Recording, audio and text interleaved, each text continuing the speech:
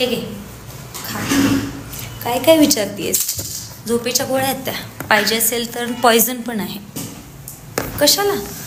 तूच तर बोलली होतीस ना जगायची इच्छा नाही आहे, कोणीच नाही आहे सोबत, मरू वाटतंय. मग ठीक आहे ना, असं त्रासात आयुष्य काढण्यापेक्षा एकदाचं संपून टाक. अच्छा, तुझ्यानंतर मुलांचं काय होणार हाही प्रश्न पडतोय की तुला?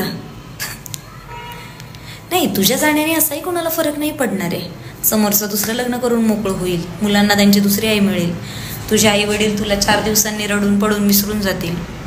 ज्या समाजाबद्दल तू विचार करतेस ना, नावं ठेवतोय, त्या समाजाला दुसरा विषय भेटला ना बोलण्यासाठी की तुझा विषय ते कुठल्या अडगळीमध्ये टाकून देतील.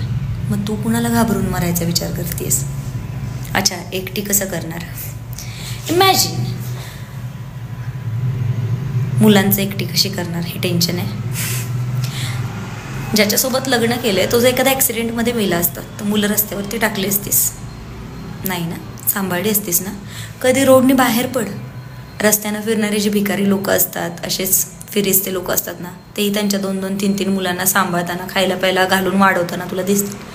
मग तुझ्यात तर ताकद आहे ना. घाबरतेस कुणासाठी? का रडतेस, पडतेस? का स्वतःचं आयुष्य संपवायचा विचार करतेस? अगं एकदाच आहे, जगून बघ, खूप सुंदर आहे.